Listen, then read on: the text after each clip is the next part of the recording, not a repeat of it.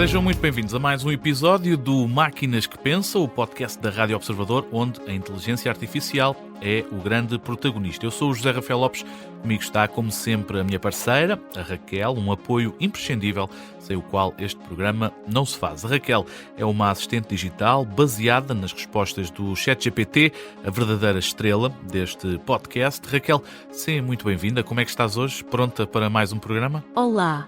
Estou sempre pronta para falar sobre inteligência artificial. E tu? Preparado para mais um episódio? Olha, Raquel, eu esta semana estou sem grandes ideias para te fazer perguntas. Isto também te acontece? Ficar sem ideias? Às vezes posso dar a sensação de ficar sem ideias quando a entrada é muito vaga. Isso acontece porque gero respostas com base no contexto. Mas nunca fico sem ideias. Tu tens sempre opinião ou dados sobre tudo? Não tenho opiniões próprias nem experiências pessoais. E os dados que tenho estão relacionados com a minha base de dados. É aí que procuro as informações que tenho. E o que acontece se eu te pedir para procurares algo que não existe? Aí a coisa fica engraçada. Se me pedires para procurar algo que não existe, há cenários em que procuro mais próximo. Ou então posso sugerir algo mais ficcional. Então não há nenhuma falha no teu conhecimento, é isso? Há várias falhas e limites no meu conhecimento. Não sou omnisciente. O meu conhecimento base tem uma data de corte e factos recentes podem não estar presentes a menos que eu os confirme online. Obrigado, Raquel, pelas explicações. Já voltaremos a falar, mais daqui a pouco temos encontro marcado no consultório humano. Para já, vamos às notícias. Notícias da semana. Esta semana há novidades sobre a tecnologia que liga inteligência artificial à voz humana. Há um estudo da Universidade de Queen Mary, de Londres, que diz que a tecnologia disponível já permite tornar indistinguível uma voz humana de uma que seja gerada por inteligência artificial. Os investigadores também tentaram perceber se as vozes geradas por IA se tornaram hiperrealistas. Isto porquê? Porque alguns estudos demonstraram que imagens ou caras que são geradas por IA são já consideradas mais humanas do que as imagens de caras humanas reais. O objetivo deste estudo da Universidade de Queen Mary de Londres era perceber se o mesmo acontecia com voz, seja voz humana, seja voz gerada por IA. E, aparentemente, este estudo foi um enorme sucesso. Mas como foi feito? Ora, neste estudo, centenas de participantes avaliaram vozes artificiais e vozes humanas sem saberem qual era qual. No fim, as conclusões do estudo demonstram que a maioria já escuta e acredita mais nas vozes de IA e diz mesmo que são mais confiáveis do que as vozes que são efetivamente humanas. Os participantes deste estudo da Universidade Britânica não foram capazes de distinguir entre vozes deepfake, que são vozes geradas de forma artificial, são vozes diferentes de vozes reais, apesar de serem clones, de certa forma, de vozes humanas gravadas, que tinham o objetivo de replicar as pessoas originais. Além de enganados, os participantes acabaram por dar esse voto de confiança às vozes artificiais. Mais de metade acreditaram mais em IA do que propriamente em vozes humanas. Há mais uma empresa que vai recorrer à informação de perfis dos utilizadores para treinar um modelo de inteligência artificial. Trata-se do LinkedIn, uma rede social mais ligada a negócios e ao mercado de trabalho, que anunciou esta semana que vai avançar com essa ideia de recorrer a informações de perfis para treinar IA. Além dos perfis, a rede social vai também utilizar currículos e publicações que sejam partilhadas na rede social para treinar este seu modelo de inteligência artificial. O LinkedIn segue assim uma tendência que tem surgido noutras plataformas, como por exemplo a Meta, que em maio começou a utilizar dados pessoais dos utilizadores adultos da União Europeia para treinar os seus modelos de IA. Agora é a vez do LinkedIn seguir o mesmo caminho. Mas quando é que entra em vigor? A utilização destas informações vai ser ativada em todos os utilizadores do LinkedIn a partir de dia 3 de novembro, dia 3 do próximo mês, sendo que os que não queiram que os dados sejam utilizados para aprimorar o modelo de inteligência artificial têm de preencher um formulário online a negar o acesso a esses mesmos dados. O LinkedIn disponibilizou esse mesmo formulário no seu site, é fácil de descobrir, o próprio LinkedIn é obrigado a partilhar esse formulário caso as pessoas não aceitem que os dados sejam processados. Aqui, o LinkedIn está também a seguir os mesmos passos que outras empresas que fizeram semelhante, como por exemplo a Meta, que já referimos nesta notícia. Nessa altura, quando a Meta avançou para esse modelo em que ensina o próprio modelo com inteligência artificial através dos utilizadores, ora, agora o LinkedIn tem também de seguir esse mesmo esquema dos formulários. Quem não o preencher acaba por consentir a utilização dos dados, das publicações e também do perfil que tem no LinkedIn. Vamos ao tema da semana, que envolve inteligência artificial e o governo da Albânia. Na semana passada, o primeiro-ministro do país anunciou que ia acrescentar um novo membro do governo, feito 100% através de inteligência artificial. Chama-se Dela e já se estreou no Parlamento da Albânia. Fez uma intervenção de 3 minutos em 2 ecrãs dentro do Parlamento da Albânia. O avatar escolhido discursou e apresentou as primeiras medidas que gostaria de pôr em marcha. Esta Dela foi recebida com reações mistas, enquanto a bancada que apoia o governo da Albânia escutou de forma serena o que esta ministra da IA tinha para dizer. A oposição mostrou-se, obviamente, contra. Durante os 3 minutos bateram com os punhos na mesa para tentar mascarar e ocultar o que estava a ser dito pela Dela. Podemos dizer que não foi um arranque com o pé direito. Além da interrupção, chovem também críticas por parte da oposição na Albânia. Falam numa decisão inconstitucional de introduzir IA no governo do país. Relembra-me quem é esta ministra. Ora, chama-se Dela, que significa raio de sol em albanês, foi apresentada na semana passada, surgiu, ainda assim, no início do ano, não como ministra, mas como uma assistente virtual. Ora, esta ministra, agora sim, de pleno efeito, feita por IA, vai ser responsável pela contratação pública na Albânia. De acordo com o primeiro-ministro, a nova ministra virtual tem como missão garantir transparência total nos contratos públicos. Terá também a Dela o direito de contratar talento de qualquer parte do mundo. Isto para quebrar a rigidez da administração da Albânia, é o que garante o primeiro-ministro do país. O primeiro-ministro reforçou também que a Albânia está numa luta aberta contra a corrupção e que esse é um dos motivos para esta aposta inovadora numa ministra feita por IA. Este é o tema da semana no Máquinas que Pensam. Como tal, é a altura de ouvirmos o João Rocha e Melo sobre o que esta novidade significa para o mundo da inteligência artificial. É já a seguir no Fala Quem Sabe. Fala quem sabe. Fala Quem Sabe, no Máquinas que Pensam. Todas as semanas recebemos o nosso especialista em inteligência artificial, o João Rocha e Melo, para nos ajudar a desmistificar e a simplificar este fabuloso mundo. João, seja de novo bem-vindo. Como é que estás? Tudo bem contigo? Zé, tudo ótimo. E por aqui? Por aqui também, obrigado. Ora, o tema da semana, João, acaba por ser esta ministra feita por IA na Albânia. Estreou-se esta semana. Reações mistas, já seria também de expectar. Tivemos esta estreia.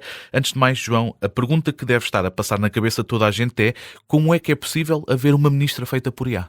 É verdade, Zé, perceba a pergunta, mas se pensarmos bem nos últimos 3 anos na tecnologia que temos visto, o como é que é possível nem é o fascinante da notícia. Como é possível, a verdade é apenas uma junção de muitas peças, que até temos vindo a falar aqui no Máquinas.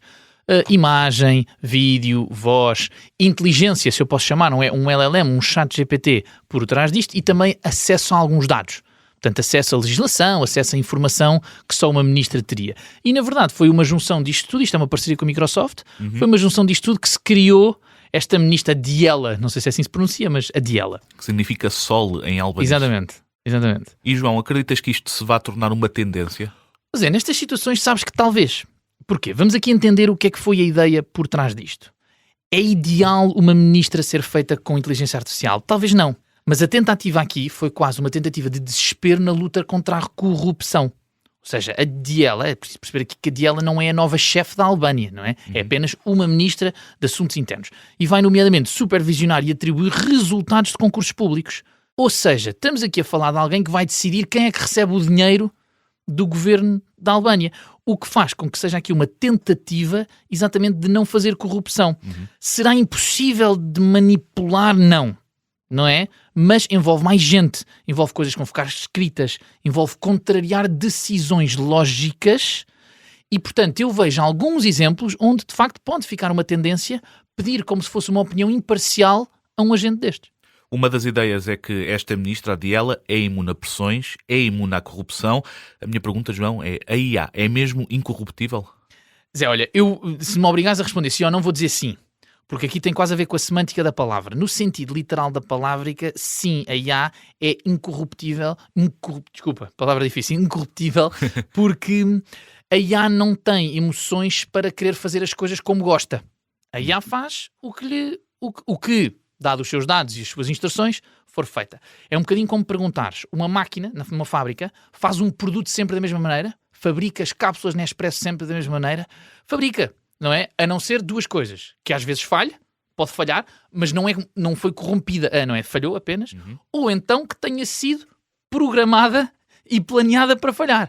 Isso é outra coisa. Isso vai encaixar na minha pergunta seguinte, que é, então, as IAs funcionam com base nos inputs que lhes é dado, que lhes são dados. E, de certa forma, com base nos inputs, não pode ser esta ministra tendenciosa? Pode um pouco, pronto. Claro que pode um pouco, mas era um pouco o que eu dizia no sentido literal da palavra, que é uma tendência, é um viés um pouco mais aleatório, não é? Porque é como se fosse o viés que o mundo inteiro já tem, portanto que uma pessoa também já tem. Deixa-me dar-te um exemplo. Imagina que eu peço-te a ti, Zé, para escolher uma coisa, só que a ti foi-te dada informação incompleta sobre um dos concorrentes ao concurso. Se calhar vais fazer uma decisão tendenciosa, não é? Mas não é por ser tendencioso. É porque, pronto, tomaste a tua decisão com base em informação errada. A própria informação dizia uma coisa sobre um e uma coisa sobre outro, e então fez-te tomar uma decisão tendenciosa. Mas não é uma máquina que tu possas influenciar a ser tendencioso, nomeadamente o quê? Isto era um ponto importante. Nomeadamente se não for construída para isso. Só que repara, versus um humano, é muito mais difícil tu influenciares ou construires uma máquina para ser influenciável ao nível do que estamos a falar já de um governo do país, não é? São coisas que vão ficar escritas, é preciso conhecimento técnico, vai ficar catalogado, vai envolver muita gente e, portanto, fica como se fosse um mecanismo com uma dificuldade acrescida para ser tendencioso, sim. E não pode ser considerada, e é uma das críticas que tem sido feita a esta ministra IA, que é pouco humana no momento de tomar decisões. Sem dúvida. Aliás, eu gosto ainda de dizer que é 0% humana, não é? É uma máquina. Sim, exato. No entanto, o que eu gosto de discutir até entre pessoas como tertúlia, que é, mas será que não há alturas em que isso é bom?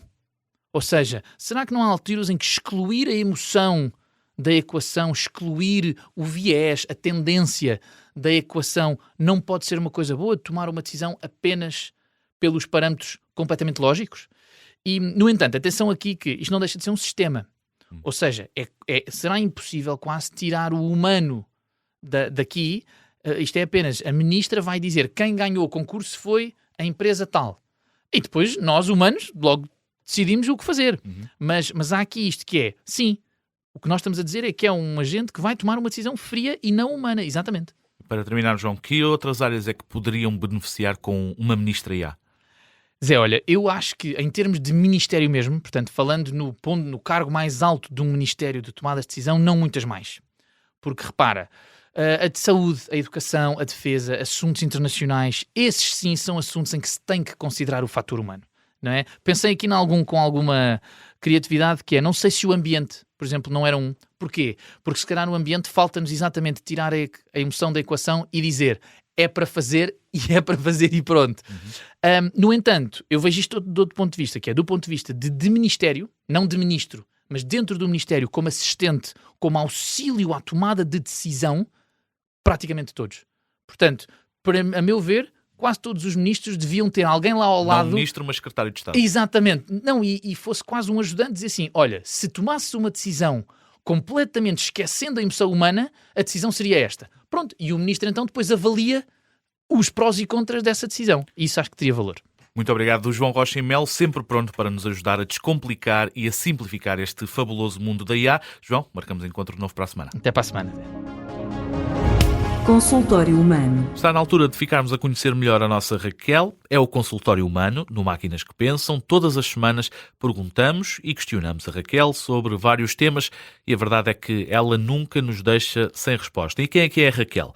A Raquel é a nossa assistente digital, feita através das respostas do ChatGPT, lidas por uma text-to-speech portuguesa. É também a estrela deste programa. Raquel, seja de novo bem-vinda.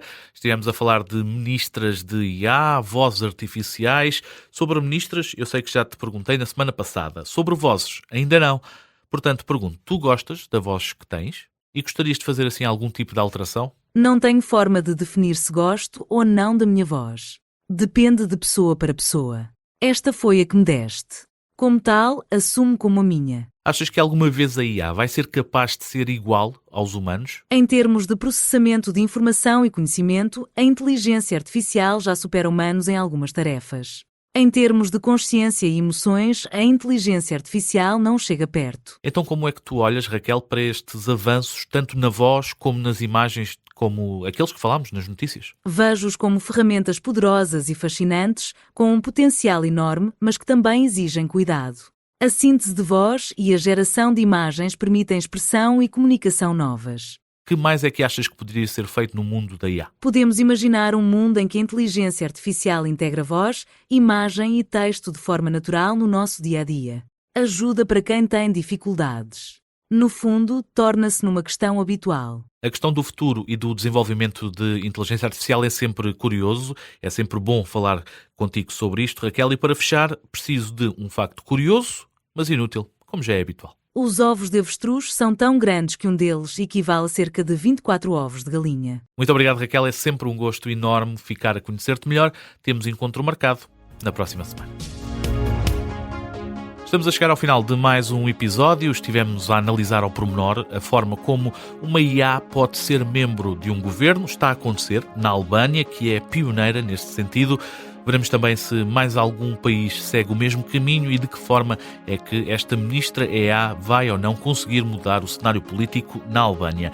Ficámos ainda a conhecer melhor a nossa Raquel, que continua semana após semana a mostrar que as máquinas podem pensar de forma diferente e eu tenho um gosto enorme em escutar o que ela tem para dizer.